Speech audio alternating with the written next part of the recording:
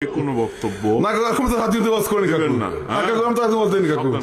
কাকু শুনেন আমি আপনাকে বলি বসেন একটা কথা বলেছেন এখানে কাকু আমি তো এই ধরনের বক্তব্য এখানে না কাকু আপনার কাছে এটা আমি আশা করি না এখানে আপনি স্লিপ দিতে পারতেন না এই ধরনের স্লিপ কি সরাসরি আমি না কাকু আপনি আমি খারাপ কিছু বলছি ভাই বাইরে না আলোচনা না আপনার খারাপ কিছু বলছি বলেন খারাপ বলেছেন তো এখানে না না কাকু এটা না না না না না না না বক্তব্য কেন এখানে না কাকু শব্দ হ্যাঁ তো ঠেট দেওয়া ঠিক না আমি কি দাওয়াত চেয়ে আনিছি আপনার কাছে আমাকে দাওয়াত দেওয়া লাগবে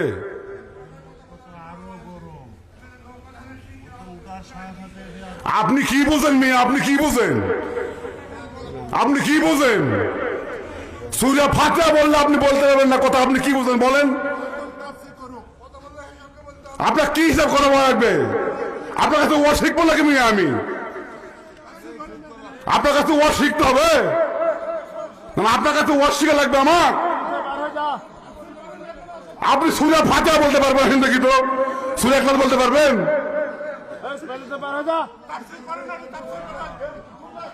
আশ্চর্য কথা একটা বক্তাকে আপনারা দাওয়াত দিতে কি জানেন বলেন তো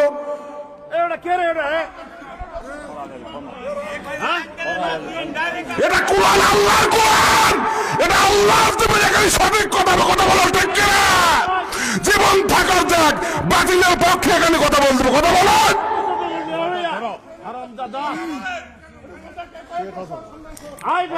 আশ্চর্য ধরনের কথা ওরা মনে করেছে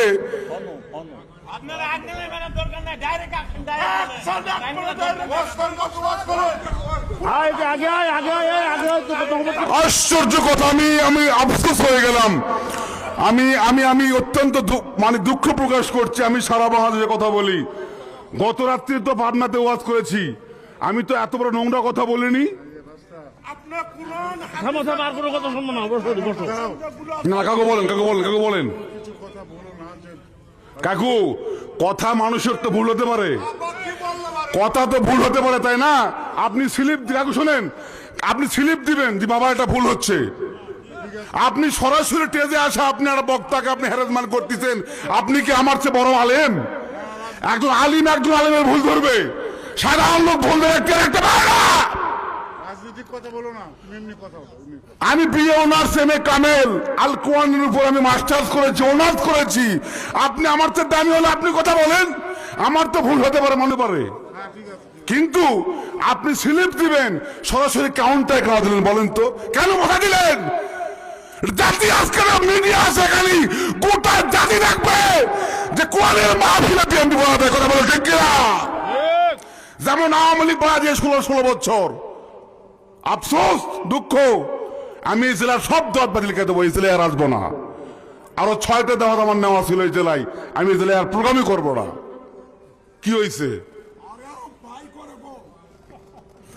আপনি স্লিপ দিলেন না গেল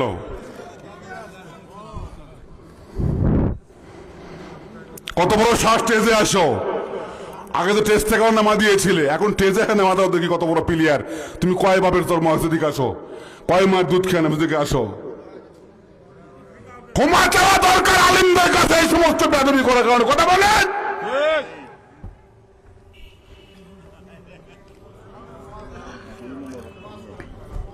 আমি আর কথা বলবো না ভাই আমি মাপ চাচ্ছি আমি যেগুলো কথা বলেছি আমার ভুল হতে পারে কথা বলেন ভাই আপনারা বসেন ভাই আপনারা বসেন আপনারা বসেন জিকির করি লা ইলাহা জোড়ে লা ইলাহা